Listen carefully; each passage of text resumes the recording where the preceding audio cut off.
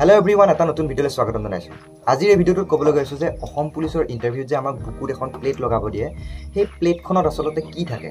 So আজিৰ এই ভিডিওটো সকলোখিনি ক'বলৈ গৈছো, গতিকে ভিডিওটো সম্পূৰ্ণৰূপে চাব, ভিডিওটো স্কিপ নকৰিব। চাওক বন্ধুসকল, যেতিয়া আমি অসম পুলিচৰ ইন্টাৰভিউ দিব যাওঁ, এছাম পুলিচৰ ABUB বা কামাণ্ডো যিকোনো ধৰণৰ ইন্টাৰভিউ যেতিয়া দিবলৈ যাওঁ, তেতিয়া আমাক কি কৰে, আমি যেতিয়া কম্পিউটাৰত গৈ প্ৰথম ডকুমেণ্টছ ভেৰিফিকেশ্যন কৰাওঁ, তাৰ পাছত আমাৰ কি হয়, যেতিয়া ৰানিং গ্ৰাউণ্ডত লৈ যাব তাৰ আগতে আমাৰ এখন বুকুত এখন নাম্বাৰ প্লেট পিন্ধি ল'ব দিয়ে আৰু নিজৰ ইচ্ছামতে সেই নাম্বাৰ প্লেটখন ল'ব দিয়ে।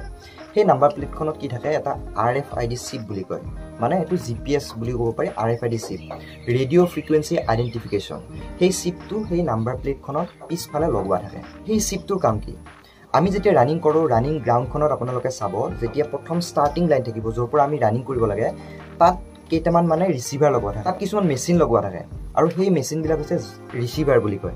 আমি যিখন নাম্বাৰ প্লেট লগাই লওঁ বুকুত, তাত থাকে RFID চিপটো, মানে আমাৰ এখন চিম কাৰ্ডৰ নিচিনা এখন মানে চিপ এটা থাকে, আমাৰ যেনেকৈ মোবাইলত চিম কাৰ্ড থাকে তেনেকুৱা এখন মানে চিপ হয়, সেই চিপটো তাতে লগোৱা থাকে। আৰু প্ৰথম ষ্টাৰ্টিং পইণ্টত থাকে ৰিচিভাৰবিলাক তাতে লাইন কৰি লগোৱা থাকে, ওপৰে তলে ছাইডে গোটেই ৰিচিভাৰ থাকে।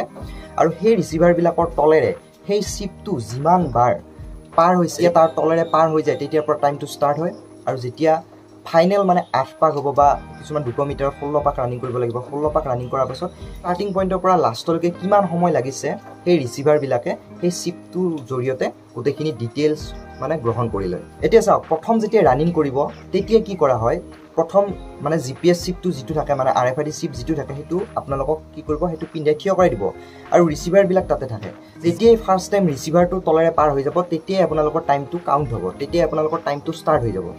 আৰু তেনেকৈ কি হ'ব, মানে আপোনালোকক যিহেতু 14 মিনিট সময় দিব, সেই 14 মিনিটৰ সময়ত আপুনি 8 পাক কমপ্লিট কৰিছেনে নাই, সেইটো সেই ৰিচিভাৰকেইটাই গোটেইখিনি ডিটেইলছ লৈ লয় আৰু কম্পিউটাৰক দি দিয়ে।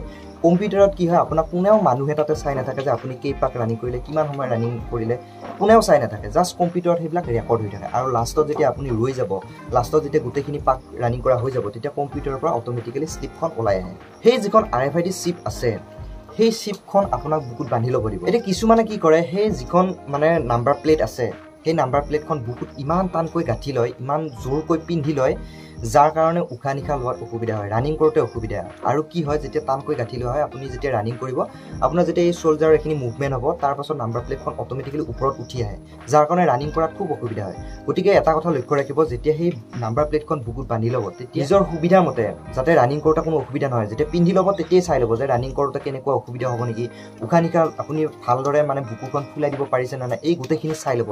তেনেকৈহে আপোনালোকে গাঁঠি ল'ব।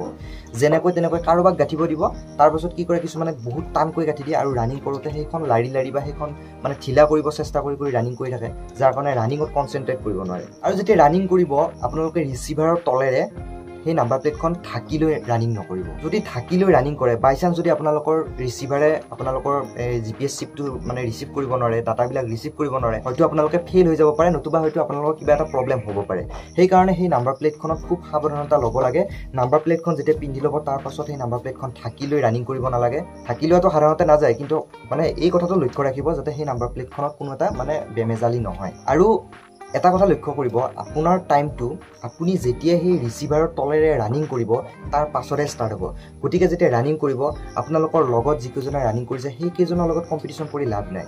সেইকেইজন যদি আপোনাতকৈ 10 মিনিটটো আগত ওলাই গৈছে, আপুনি যদি ওলাই যোৱা নাই, আপোনাৰ টাইমটো কিন্তু কাউণ্ট হোৱাই নাই। আপুনি তলেৰে যেতিয়া ৰানিং কৰিব, তেতিয়াহে কাউণ্ট হ'ব। গতিকে কাৰোবাৰ লগত সেইটো কম্পেয়াৰ নকৰিব যে সকলোবিলাক কি কৰে, একদম মানে হঠাতে ৰানিং কৰে, তেনেকুৱা নহয়। আপুনি ভালদৰে চাই ল'ব, ধুনীয়াকৈ যদি ঘড়ী পিন্ধি লয়, ঘড়ীত আপোনালোকে টাইমটো ষ্টাৰ্ট দিব, তাৰপিছত ধুনীয়াকৈ নিজৰ ৰানিংটোত কনচেনট্ৰেট কৰি আপুনি ওলাই যাব। কোনোবাই যদি আপোনাৰ কাষৰজন যদি হঠাতে ওলাই গ'ল আপোনাৰ আগত, আপুনি ভাবিছে যে মোতকৈ আগত ওলাই গ'ল, তাক কম্পিট কৰোঁ, সেইটো নহয়, আপুনি নিজৰ লোকচান হ'ব। গতিকে তেনেকুৱা নকৰিব। গতিকে বন্ধুসকল, এইকেইটা কথা ধ্যান ৰাখিব। আপোনালোকে যেতিয়া ৰানিং কৰিব, তেতিয়া সেই মানে নাম্বাৰ প্লেটখন আপোনালোকে বহুত টানকৈ গাঁঠি নল'ব, প্ৰথম কথা। ছেকেণ্ড কথা, আপোনালোকৰ লগ বন্ধুক দেখা পাই পূৰা স্পীডত ৰানিং নকৰিব আৰম্ভণিৰ পৰা। আৰু থাৰ্ড কথা যে সেই নাম্বাৰ প্লেটখন আপোনালোকে ঢাকি লৈ ৰানিং নকৰিব। গতিকে এইখিনি আছিল আজিৰ ভিডিঅ'টো। যদি ভিডিঅ'টো ভাল পাইছে তেতিয়াহ'লে লাইক কৰি দিব, শ্বেয়াৰ কৰিব আপোনাৰ বন্ধু বান্ধৱীৰ। আৰু এতিয়ালৈকে যদি চেনেলটো ছাবস্ক্ৰাইব কৰা নাই, তেতিয়াহ'লে চেনেলটো ছাবস্ক্ৰাইব কৰিবলৈ একেবাৰে নকৰিব। কোনো এটা নতুন ভিডিঅ' আহিম, তেতিয়ালৈকে থেংক ইউ।